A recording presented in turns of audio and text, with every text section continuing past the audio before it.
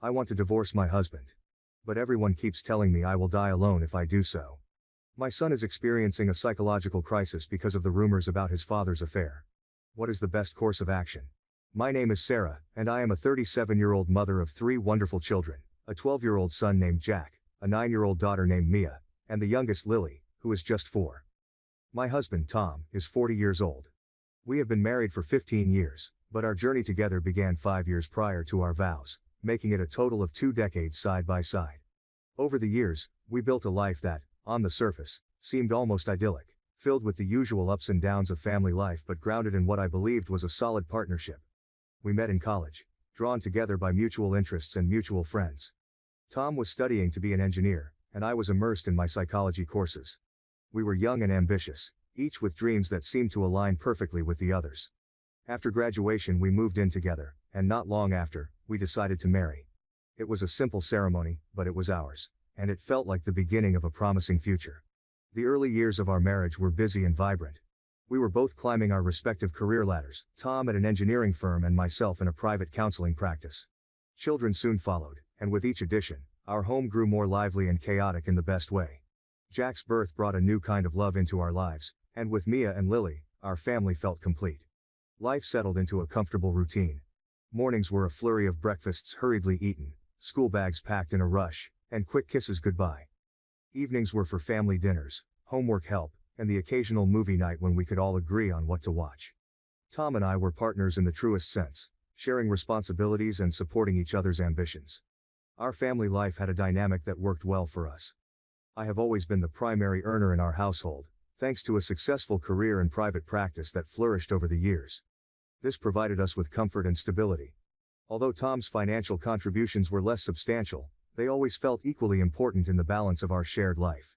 He was a devoted father, and until this incident, I had believed him to be a dedicated husband as well. But not all was as perfect as it seemed. About a year ago, I began to notice changes in Tom that I initially dismissed as stress from work or the usual ebb and flow of marriage. He became more guarded with his phone, his schedule grew increasingly erratic, and there were nights he seemed distant, lost in thought I could not reach. I asked if anything was wrong, but his answers were always the same: just tired, just busy. The day the truth about Tom's infidelity came to light started like any other. I had woken up early to prepare breakfast for the kids and get them ready for school. The morning rush had become a routine I could navigate almost mechanically, which probably explained why I first noticed the subtle changes in Tom's behavior.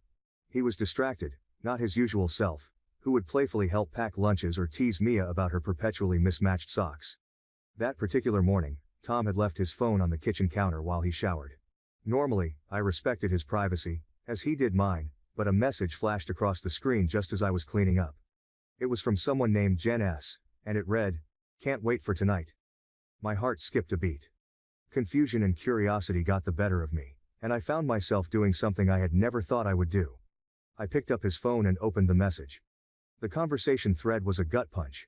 There were plans for dinner, exchanges of "I miss you" and "can't wait to see you," all interwoven with heart and kiss emojis. The playful intimacy of their words was starkly absent from our recent exchanges. I scrolled through weeks of deceit, each message a hammer striking at the foundation of our marriage. Feeling like a stranger in my own kitchen, I set the phone down and tried to steady my breathing. I felt betrayed, foolish, and unbearably hurt. Tom came down, dressed for work, and I saw him in a different light, no longer the man I trusted implicitly but a stranger who had brought deception into our home. I confronted him immediately, my voice trembling as I asked him about Jen S. He froze, his face draining of color. His initial reaction was to stammer, to claim it was nothing, but as I described the messages I had read, his shoulders slumped, and he confessed. The Jen S. was Jennifer Stone, our daughter Mia's teacher.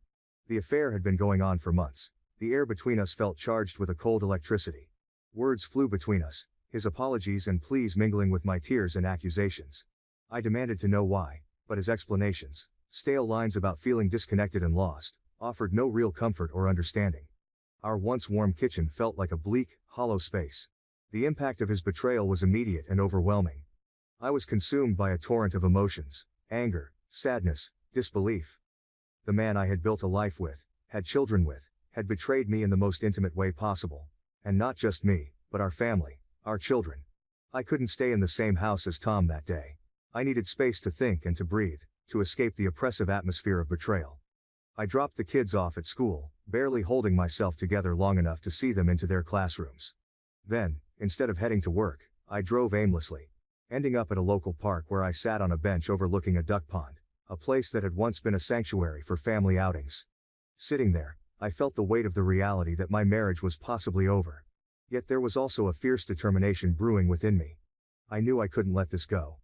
I couldn't just play the role of the forgiving spouse, brushing the affair under the rug as if it were just a minor hiccup in our marriage.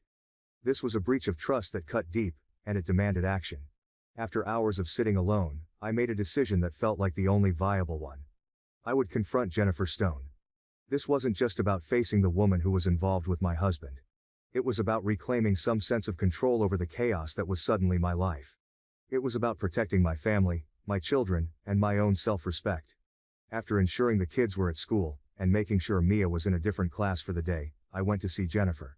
I found her in her classroom before the school day began, the room bright with children's artwork and the promise of lessons yet to be learned. Jennifer looked surprised to see me, a polite smile fading from her face as she noticed the seriousness of my expression. I closed the door behind me, my heart pounding in my chest. The confrontation was direct and tense. I asked her if she knew that Tom was married, that he had children who looked up to her as a teacher. Her apology was quiet and seemed sincere, but it did little to quench the fire of my anger. I told her that I would be reporting the affair to the school board. It was not a decision driven by revenge, but by a need to see some form of accountability. I left her classroom feeling shaky but empowered, having taken the first steps in reshaping my life and my children's future. As I drove home, my phone buzzed continuously, lighting up with incoming calls that I stubbornly ignored.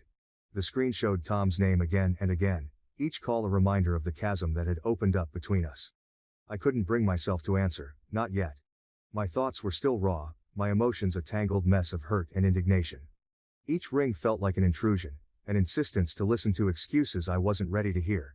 When the ringing finally ceased, the silence was quickly filled with the ping of incoming texts. I glanced at the screen.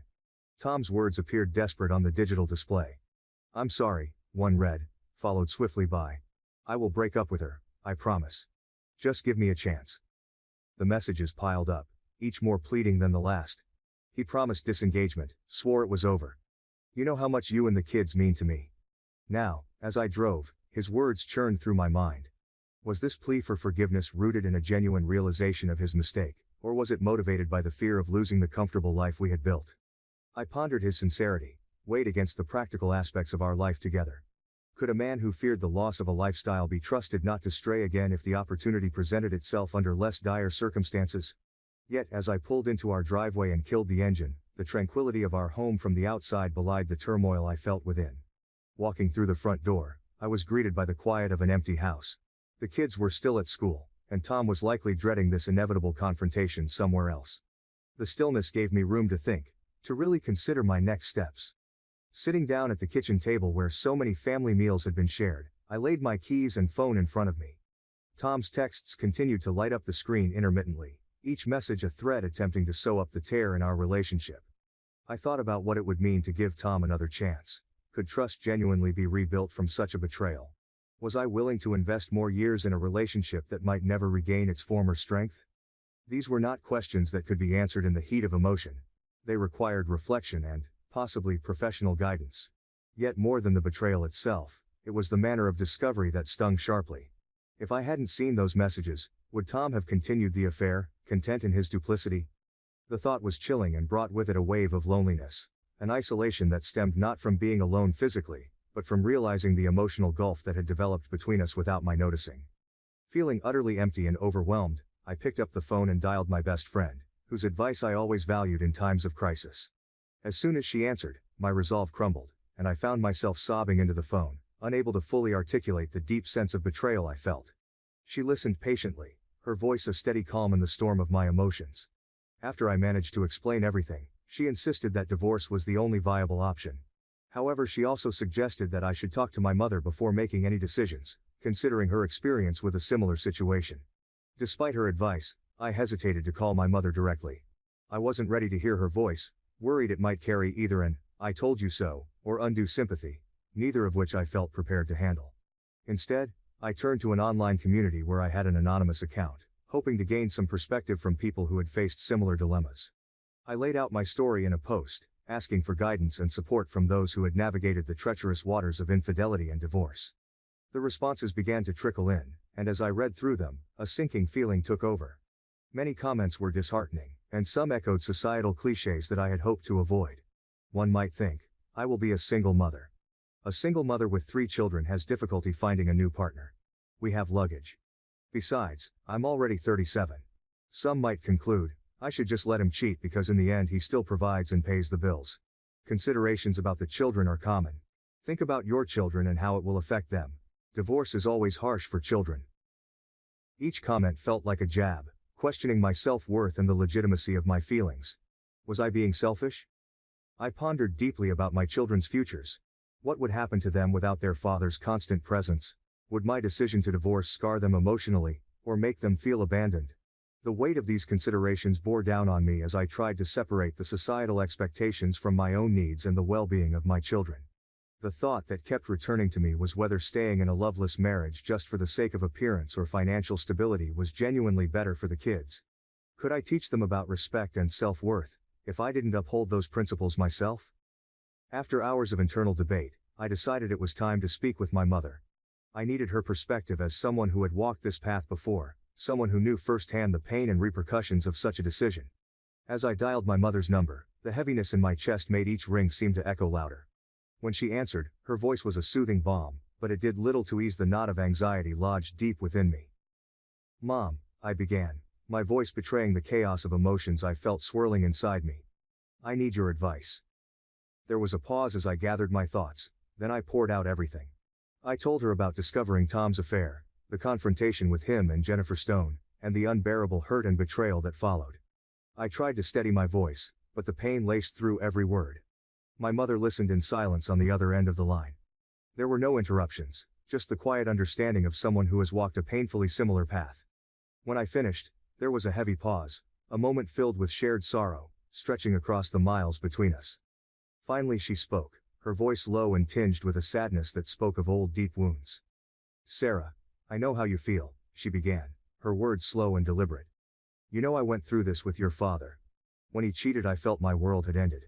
I made the decision to leave him, and he never forgave me for it. He left us, and I was alone with you until you were grown." Her story wasn't new to me, but hearing it in this moment, framed by my own shattered marriage, gave it a different weight. "Sometimes I wish I hadn't divorced him," she continued, her voice cracking slightly. "He was angry, felt betrayed that I wouldn't try to work things out. Maybe if I had, you'd still have a dad who was present, not just a memory." The weight of her regret settled over me like a shroud. I had always known the narrative of their split from her perspective, but now I found myself wondering about the myriad of what-ifs that haunted her decisions.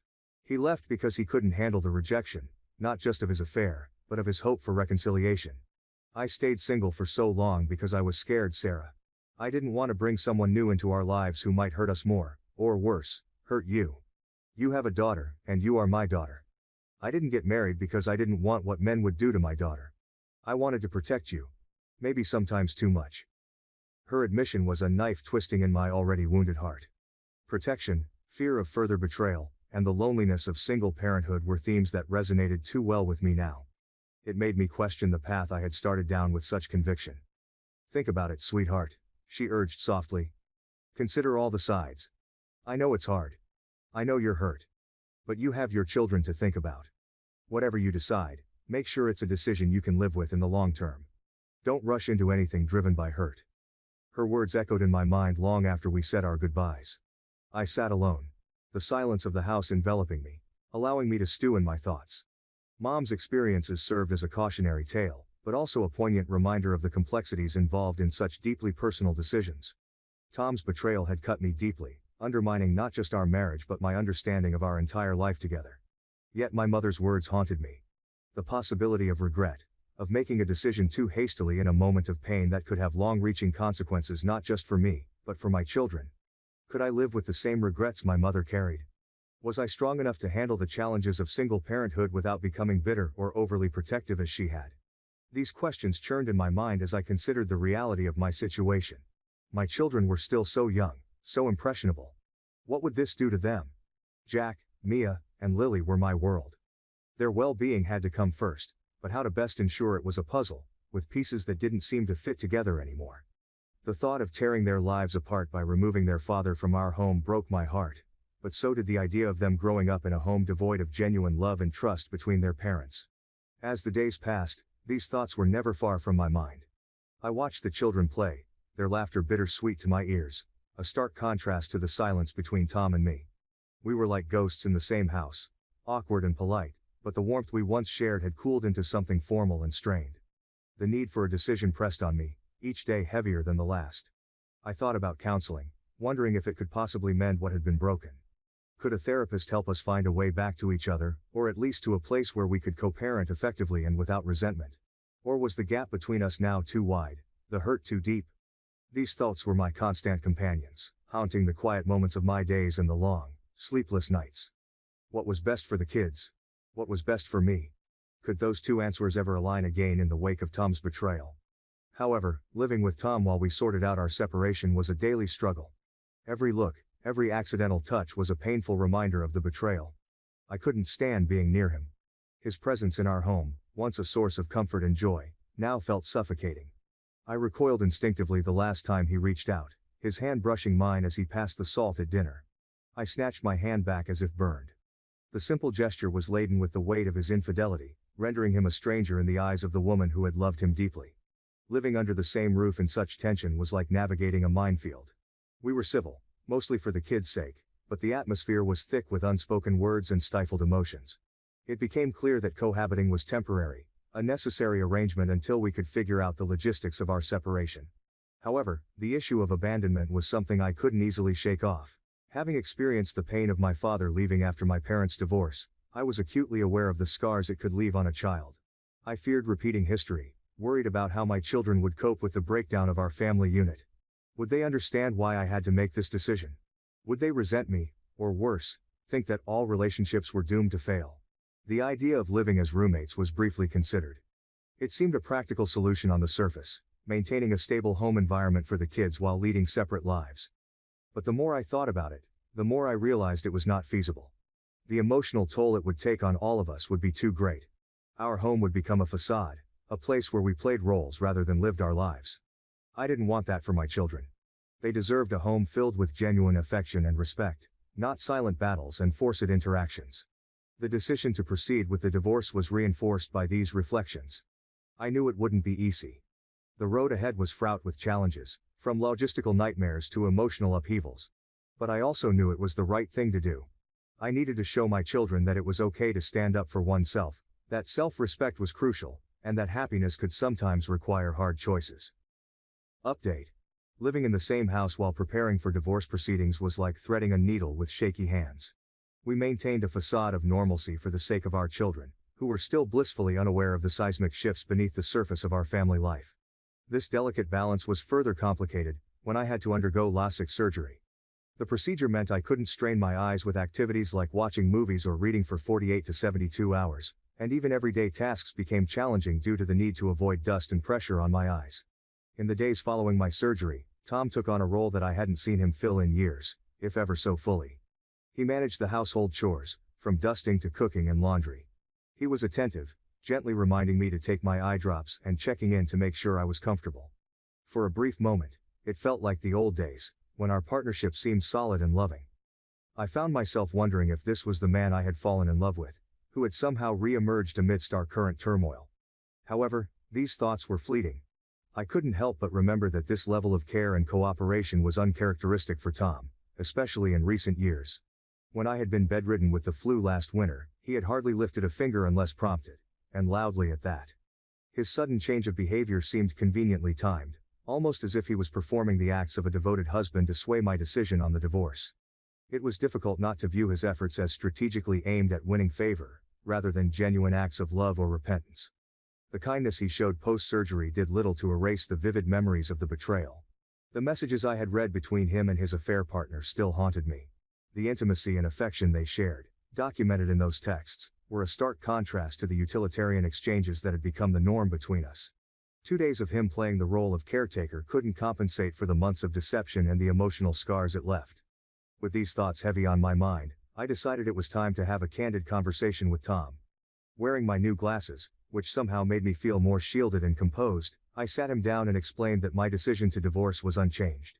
I reassured him that I wasn't planning to sever his relationship with our children. He would always be their father, but he could no longer be my husband.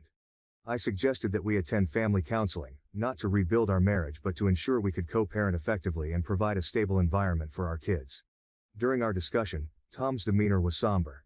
He apologized profusely for his actions and for the first time, opened up about the affair in a way that wasn't just excuses. He admitted that he saw the affair as an escape from our routine of life, not realizing the full impact of what he was risking, our family, our trust, and even the professional life of the woman he was involved with. He told me he had ended the affair and cut off all contact with her, acknowledging the destruction he had caused. Tom also expressed a dramatic resolve, claiming he would never date again. I cautioned him against making such sweeping declarations. Promises now, no matter how earnest, felt like mere words after the trust between us had been so thoroughly broken. The ordeal of dealing with my husband's infidelity has been heart-wrenching, not just for me but distressingly so for our children. The ripple effects of this betrayal have touched every part of our lives, perhaps none more painful than the lives of our 3 children, Jack, Mia, and Lily. Another problem we are facing now is our kids. Jack, our eldest, has been the most affected. At 12, he's at that age where he understands far more than one would wish for a child his age. The news of his father's affair has not only shaken the foundations of his family but seems to have shattered his view of his dad. Recently, I found out that rumors of the affair had circulated at his school. It's a small community, news travels fast, and at times, cruelly. This exposure has only added to his hurt and confusion. His reaction has been to retreat into silence, particularly around his father. Jack has taken to refusing meals prepared by Tom. Just last week Tom made spaghetti, a family favorite, and tried to lighten the mood with a joke about his famous secret sauce. Jack didn't laugh. He didn't even acknowledge his father. Instead, he pushed his plate away and made himself a peanut butter and jelly sandwich. The following days, he stuck to this diet, adamantly preparing his own meals. Mia and Lily, not fully understanding the situation but feeling the lead of their older brother, soon joined him. It's been peanut butter and jelly for days now. The impact on Tom has been profound. I've caught him crying quietly in the garage after these mealtime rejections. It breaks my heart. Despite everything, Tom loves his children deeply. He may have failed as a husband, but he has always been a dedicated father. He coaches Jack's soccer team, he's been there for every ballet recital Mia reluctantly participated in, and he's the first to get up at night when Lily cries out from a bad dream. I understand the children's reactions. They feel betrayed by their father's actions, which have disrupted the only world they've ever known. But at the same time, I don't want them to lose their father, to wrap their young hearts in bitterness. This is a crucial moment, and how we handle it could affect their ability to trust and form relationships for the rest of their lives. I've thought about reaching out for professional help. Perhaps a family counselor could provide the tools we need to navigate this painful period. Jack, in particular, might benefit from talking to someone who could offer him a neutral ear and wise guidance. Tom and I have discussed this, even in the midst of our own tumultuous feelings. We agree that regardless of the future of our marriage, we need to be co-parents first. Our priority is, and must always be, the well-being of our children. We are considering starting with some family therapy sessions.